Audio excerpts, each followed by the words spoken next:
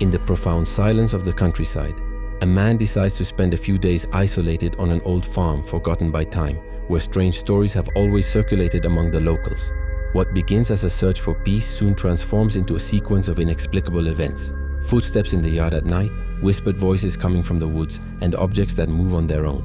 As he reconstructs small parts of the abandoned farm, he realizes that this place holds memories that refuse to be forgotten. Each night reveals a new story that the people have always told, but that few have dared to confirm. I arrive just before sunrise, when the road turns from asphalt into dirt and the world feels unfinished. The engine goes quiet, and the silence that replaces it is heavy, layered, older than anything I remember from the city.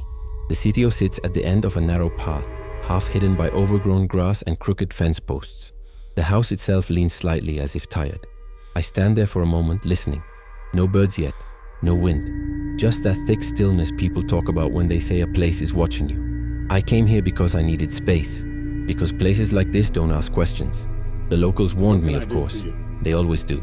Stories shared in low voices at the corner store, eyes sliding away when the subject comes up. Lights in the fields, shadows near the trees, footsteps where no one should be walking. I nod when they talk, thank them for the concern, and keep driving. Stories lose their shape when you're alone with them. The first thing I do is walk the land. The grass is wet against my boots, cold enough to soak through. The soil here is dark and soft, rich with the smell of decay and growth tangled together. There's an old well near the back, its stone rim cracked, moss thick along the edges. I don't look down into it yet. I never rush that part. Some openings deserve patience. The tools come out slowly. I lay them on a rough wooden table inside the house. The air smells of dust and old wood, of something long sealed away. Floorboards creak under my weight, not in protest but in warning. I open the windows one by one. Each hinge complains. Light creeps in, cutting the darkness into long pale stripes. Dust floats through them like tiny suspended stars. I start outside. Clearing brush is simple work. Honest. Each swing of the machete has weight and rhythm. Leaves fall, stems snap. The sound carries farther than it should. Too far. At one point I stop, blade resting against my leg because I could swear something answered back from the tree line. Not a voice. Just a sound slightly out of place, like a foot shifting in dry grass. By midday the sun is high and the silence breaks at last. Cicadas start their electric chorus. Birds return, cautiously at first. I drink water, lean against a fence post, and let the sweat dry on my skin. From here the house looks almost peaceful. It's easy to see why someone chose this land once. Flat ground, good soil, distance from everything else. I move inside again as the light begins to soften. Fixing small things first. A loose door frame, a cracked window pane. The wood responds to my hands, familiar and predictable. Hammer strikes echo through the rooms, dull and steady. With every repair the place feels less abandoned, more awake. That thought lingers longer than it should. As evening approaches, the temperature drops quickly. The countryside does that. I light a small fire in the old hearth. The smell of smoke fills the room, sharp and comforting. Flames lick at the logs, casting shadows that stretch and bend along the walls. Some of them move when the fire pops, others don't. I eat simply. Bread, cheese, water. The sounds outside change as night settles in. Insects take over. Something larger moves in the distance, slow and deliberate. I tell myself it's an animal. There's always an animal. Still, I make sure the door is properly shut. The first noise comes just as I'm settling in. A single step, right outside the house. The boards on the porch complain under sudden weight. I freeze, breath held, listening. Another step follows, then nothing. I wait long enough that my muscles start to ache from tension. When I finally move, the air feels thicker, resistant. I open the door slowly. The night air is cool, damp, the porch is empty, no animals, no wind. The ground below shows no clear marks. I stand there longer than necessary, eyes scanning the darkness beyond the reach of the firelight. Somewhere far off, a dog howls. It doesn't sound afraid. It sounds uncertain. Sleep comes in fragments. The mattress smells old, faintly sour. Every sound pulls me back to the surface. Wood contracting, insects brushing against the walls. Once I hear something closer. Breathing. Not loud, not heavy, just enough to make my skin tighten. When I sit up, the sound stops. Morning light feels earned. I step outside with relief, stretching stiff muscles. The air is misty, low clouds clinging to the fields. I walk toward the well this time. Each step feels deliberate, as if the ground itself is paying attention. When I peer down into the dark opening, I smell water and stone and something metallic. The darkness below seems too complete, swallowing the light. I spend the day reinforcing the structure, replacing rotten beams, shoring up the porch. Each piece of wood fits into place with a dull, satisfying thud. Work has a way of narrowing the world. The sounds fade into a background hum. Even the unease dulls, pushed aside by focus. It returns when the sun drops again. This time, the sounds don't stay outside. A floorboard creaks in the far room. Then another. Slow, measured. I stand still, hammer in hand, listening. The fire crackles behind me. Shadows dance ahead. I call out, my voice steady, controlled. It echoes back to me, unchanged.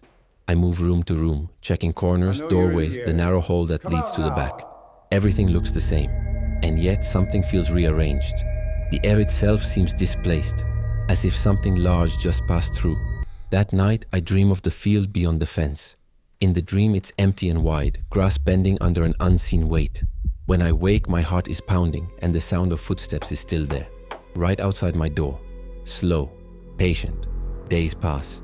I continue working. The house improves, becomes solid, livable. The sounds don't stop, but they change. Sometimes it's a whisper carried on the wind, just beyond understanding. Sometimes it's laughter, distant and dry, like it's being remembered rather than spoken. I find old objects buried near the tree line. Rusted tools, broken pottery, things left behind deliberately.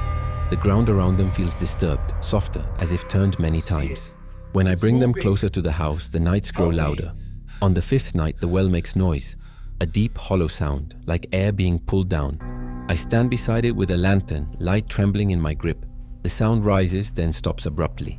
When silence returns, it feels wrong, incomplete. I start sleeping less, listening more. The CTO feels occupied now, not by bodies, but by memories that never learned how to leave. I understand then what the locals meant. These places don't trap people. They collect moments, sounds, fear, and replay them when the land grows quiet enough to listen. On my final night, I sit on the porch, firelight behind me, darkness ahead. The footsteps return, closer than ever. This time, I don't move. I let them circle. Let the air grow cold against my skin. Somewhere, something breathes in time with me. When dawn finally breaks, the sounds fade. The CTO looks harmless again. Just land, wood, stone. I pack my tools slowly, carefully. As I drive away, I glance back once. For a moment, I think I see movement near the well. Then the road curves, and the place disappears behind the trees. The people will keep telling their stories, quietly, carefully. And now I understand why they never stay long enough to find out if they're true. I try to convince myself it's over. Distance helps at first. New roads, new rooms, different silence. I keep busy, filling the days with work that demands attention, with sounds that belong to the present.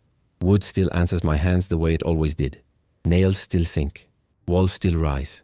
For a while, that feels like proof that nothing followed me. Then small things start slipping. I wake up one morning and my boots are lined up by the door, perfectly clean. I haven't worn them in days.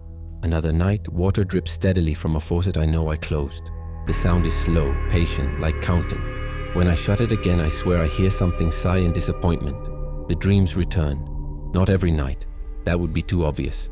They come spaced apart, just far enough that I start to doubt them. In them, I'm back on the land, standing in the field before the grass bends. Sometimes I'm not alone. I feel others beside me, close enough to touch, though I never see them clearly. They aren't hostile. That's the worst part. They're expectant. One evening, as rain taps softly against the roof, I notice mud on the floor near the sink. Dark, wet footprints. Bare, leading nowhere. I stand over them for a long time, watching the water spread slowly into the wood grain. When I look again, they're gone. The floor is dry. I stop talking about the CTO. I don't need to. People in the interior recognize the look anyway. The way my eyes linger too long on quiet places. The way I pause when footsteps echo behind me on empty roads. No one presses for details. They just nod. They've heard enough versions already. Months pass. Almost a year. The sounds grow weaker, less frequent. Like something slowly losing interest. I begin to relax again. To sleep through the night. To believe that memory alone can't cross distances. Then I hear about the land. Someone bought it. A family from out of town. They wanted space, quiet, cheap soil. The house, they said, needed work, but that didn't scare them. It never does. They fixed the fence, cleared the brush, cleaned out the well. The first night, their dog refused to go outside. The second Yes. night, the youngest And woke something screaming else. about voices in the yard. By the It's third, the here. footsteps had started. When I hear this, something tightens in my chest. Not fear, recognition, a strange relief. I realize then that the CTO doesn't follow people. It doesn't need to. It waits. It teaches. It reminds. I understand now why it let me leave. Some places don't want to keep you forever. They just want witnesses. I don't go back. I never will. Not because I'm afraid of what's there, but because I finally understand what that place is meant to do. The CTO doesn't hunt. It doesn't punish. It preserves. Every sound, every step taken in fear or doubt, every breath held too long in the dark, none of it disappears. It sinks into the land, into the walls, into the well that listens long after voices stop speaking. People from the interior say certain places are carregados, heavy. They're right, but not in the way outsiders imagine. The weight isn't something that presses down on you. It's something that stays when you leave, something that learns your shape, your rhythm, your silence. And once it knows you, it never truly forgets. Sometimes late at night, when the world is still and my own house feels too quiet, I catch myself listening the way I did back then, waiting, not for footsteps, not for voices, but for the moment I'm reminded that land remembers people far longer than people remember land. Out there in the countryside, the stories will keep being told, not to scare, not to warn, just to pass the memory along, the way the earth always does, quietly, patiently, until the next person decides to stay long enough to listen.